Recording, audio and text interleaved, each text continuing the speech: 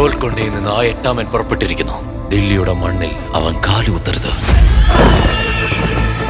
ഹരിഹര വീരമല്ലു തിയേറ്ററുകളിലേക്ക് എപ്പോൾ? പുത്തൻ അപ്ഡേറ്റ് പുറത്ത്.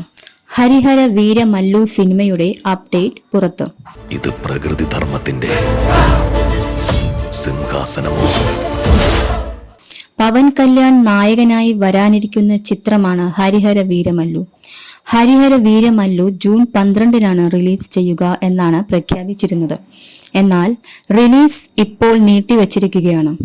മരണശാസനമോ? ഈ ഭൂമിയിലുള്ളത് ഒരേ ഒരു കോഹിനൂറാണ്. ചിത്രം മിക്കവാറും ജൂലൈ 18-നായിരിക്കും തിയേറ്ററുകളിൽ എത്തുക എന്നാണ് പുതിയ റിപ്പോർട്ടുകൾ സൂചിപ്പിക്കുന്നത്.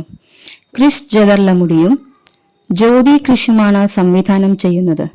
നിധി അഗർവാളാണ് നായികയായി എത്തുന്നത്. ജ്ഞാനശേഖർ VS ആണ് ചിത്രത്തിന്റെ ഛായാഗ്രഹണം നിർവഹിക്കുന്നത്. ആടിനെ തിന്നുന്ന പുലികളെയല്ലേ നിങ്ങൾ കണ്ടിട്ടുള്ളൂ? ഇപ്പോ പുലികളെ വേട്ടയാടുന്ന വേട്ടക്കാരനെ കണ്ടോളൂ. ഹരിഹര വീരമല്ലു സിനിമയുടെ ആക്ഷന് നിക് പവൽ ആണ്. എ ദയകർ റാവുവാണ് ചിത്രം നിർമ്മിക്കുന്നത്. മെഗാസൂര്യ പ്രൊഡക്ഷൻസിന്റെ ബാനറിലാണ് ചിത്രത്തിന്റെ നിർമ്മാണം. MM കീരവാണിയാണ് സംഗീത സംവിധാനം നിർവഹിക്കുക.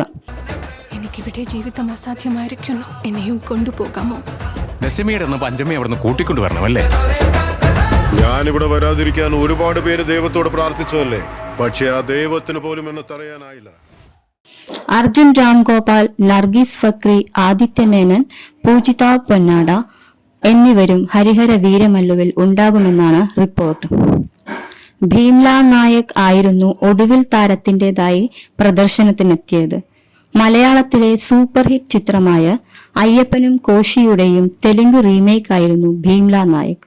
ഭീംല നായക് എന്ന ചിത്രം സംവിധാനം ചെയ്തത് സാഗർ K ചന്ദ്രയാണ്.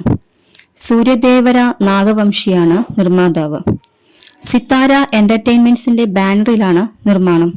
സംഭാഷണങ്ങൾ എഴുതിയിരിക്കുന്നത് ത്രിവിക്രം ശ്രീനിവാസാണ്. പവൻ കല്യാൺ ബിജു മേനോന്റെ അയ്യപ്പൻ നായർ എന്ന കഥാപാത്രത്തെ ചിത്രത്തിൽ അവതരിപ്പിക്കുമ്പോൾ പൃഥ്വിരാജിന്റെ കഥാപാത്രത്തെയാണ് റാണ ദഗുബാട്ടി അവതരിപ്പിച്ചത്.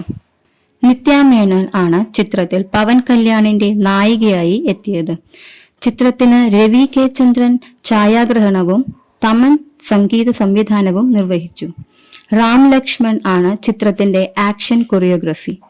2 ടൈറ്റിൽ കഥാപാത്രങ്ങൾക്കും ഒരുപോലെ പ്രാധാന്യമുള്ള ചിത്രമായിരുന്നു സച്ചി സംവിധാനം ചെയ്ത് അയ്യപ്പനും കോശിയുമെങ്കിൽ തെലുങ്കിൽ പവൻ കല്യാണിന്റെ കഥാപാത്രത്തിനായിരുന്നു കൂടുതൽ പ്രാധാന്യം.